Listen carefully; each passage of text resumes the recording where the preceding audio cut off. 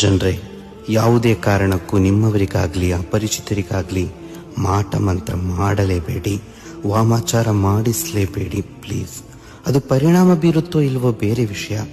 ಒಡ ಹುಟ್ಟಿದವರೇ ಉದ್ಧಾರ ಆಗಬಾರದೆಂದು ಮಾಟ ಮಂತ್ರ ಮಾಡಿಸುವವರು, ನೆರೆಕರೆಯವರು ಜಗಳಕ್ಕೆ ನಿಂತಾಗ ಮಾಟ ಮಂತ್ರ ಮಾಡಿಸುವವರು, ಪತಿ ಪತ್ನಿಯರ ಸಂಬಂಧ ಹದಗೆಡಲು ಮಾಟ ಮಂತ್ರ ಮಾಡಿಸುವವರು, ತಾಯಿ ಮಗನ ಸುಂದರ ಬಾಂಧವ್ಯದಲ್ಲಿ ಬಿರುಕು ಮೂಡಲು ಮಾಟ ಮಂತ್ರ ಮಾಡಿಸುವವರು, ತನ್ನ ಹತ್ತಿರದ ಅಂಗಡಿಯವನ ಬಿಸ್ನೆಸ್ ಲಾಸ್ ಆಗಿ ನಾಶವಾಗಿ ಹೋಗಬೇಕೆಂದು ಮಾಟ ಮಂತ್ರ ಮಾಡಿಸುವವರು, ನಾವು ಹೇಳಿದಂತೆ ಆಗಬೇಕು, ನಮ್ಮ ಮಾತನ್ನು ಮಾತ್ರ ಕೇಳಬೇಕು, ನನಗೆ ಮಾತ್ರ ಸಿಗಬೇಕು, ಹೀಗೆ ಏನೆಲ್ಲ ನೀಚ ಸ್ವಾರ್ಥಕ್ಕೋಸ್ಕರ ಮಾಟ ಮಂತ್ರ ಮಾಡಿಸುವವರು, ರಕ್ತವಾಂತಿ ಮಾಡಿ ಸಾಯಬೇಕು, ಹಾಸಿಗೆ ಹಿಡಿಬೇಕು, ಯಾವತ್ತೂ ಏಳಿಗೆ ಆಗಬಾರ್ದು, ಬದುಕೇ ನರಕವಾಗಿರಬೇಕು ಎನ್ನುತ್ತಾ ಮಾಟ ಮಂತ್ರ ಮಾಡಿಸಿ ತನ್ನವರ, ಕುಟುಂಬಿಕರ, ಸ್ನೇಹಿತರ, ಒಂದು ಕಾಲದಲ್ಲಿ ಜೊತೆಯೇ ಆಗಿದ್ದವರ, ಹೀಗೆ ತನಗೆ ಹತ್ತಿರವಾಗಿರುವ ಸರ್ವರ ಬದುಕನ್ನು ನಾಶ ಮಾಡುವವರು ಒಮ್ಮೆ ಕೇಳಿಸಿಕೊಳ್ಳಿ.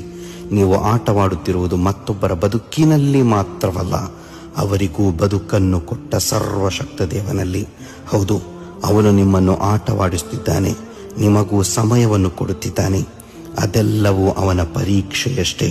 ಆ ಪರೀಕ್ಷೆಯ ಫಲಿತಾಂಶ ಮಾತ್ರ ಭಯಂಕರವಾಗಿರುತ್ತೆ, ಇನ್ಶಾ ಅಲ್ಲಾ.